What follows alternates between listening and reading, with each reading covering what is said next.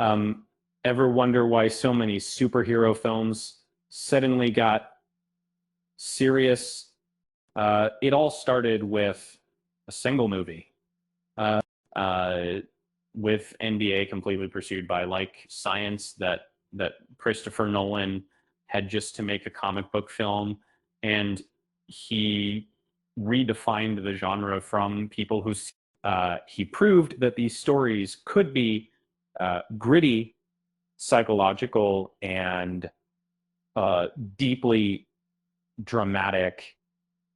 Um, and Hollywood took notice, and suddenly everyone wanted a piece of that uh, prestige.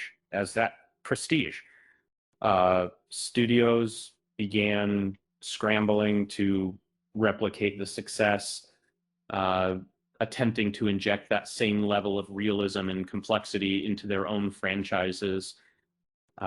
It wasn't always successful, but the effort reveals just how much reshaped blockbuster storytelling. In 2012, swung onto the scene, clearly inspired by Nolan's approach.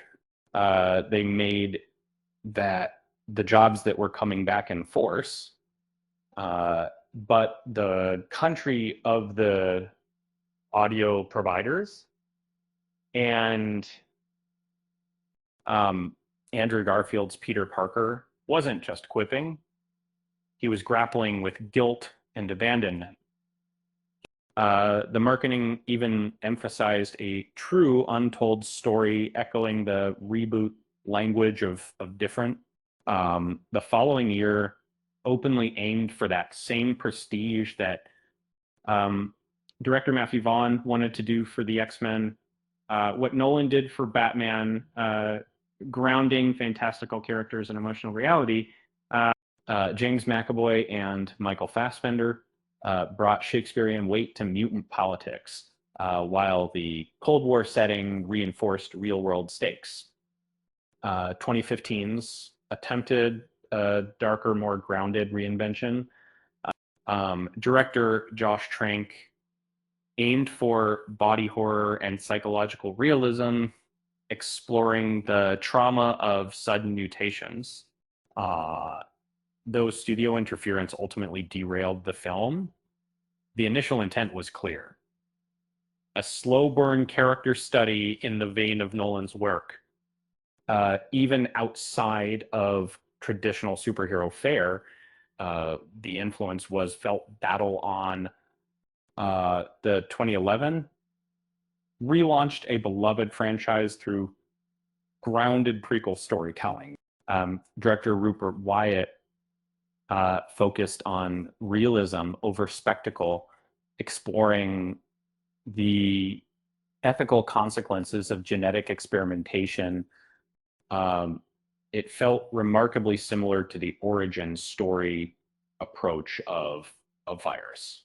A whole bunch of misunderstood the assignment with possible books, uh, uh, misunderstood the assignment, uh, and it assumed darker automatically meant better, resulting in a somber psychodrama that lacked the satirical edge of the original, uh, while aiming for Nolan-esque gravitas.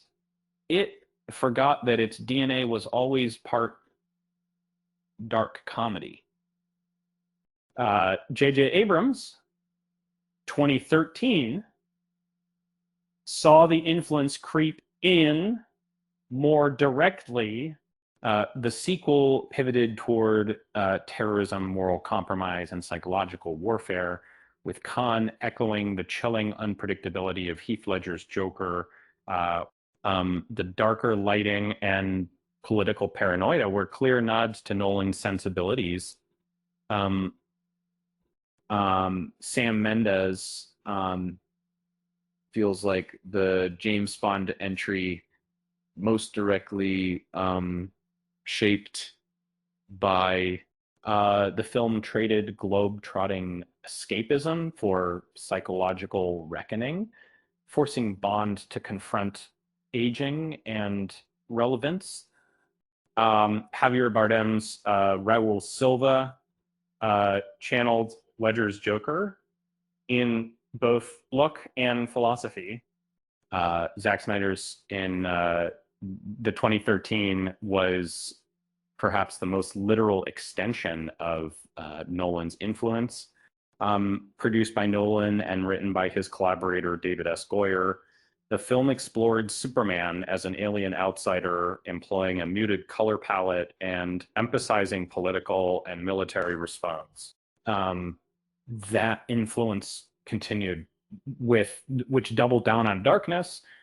Ben Affleck's Bruce Wayne was a scarred and brutal vigilante, while the narrative centered on fear and distrust. It was a clear attempt to build directly in the shadow of Effernan's, but the legacy of wasn't just about replicating darkness. James Mangold's 2017 channeled that influence through maturation. It delivered a stripped down R-rated character drama that treated superheroes as aging, broken people, proving that these stories could sustain high-level dramatic storytelling. So the next time you see a superhero film that feels a little more serious, a little more grounded, remember, it wasn't just a great movie, it was a turning point.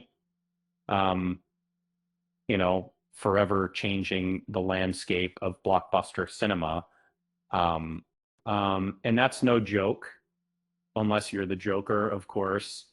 With that said, thanks for watching, and until next time,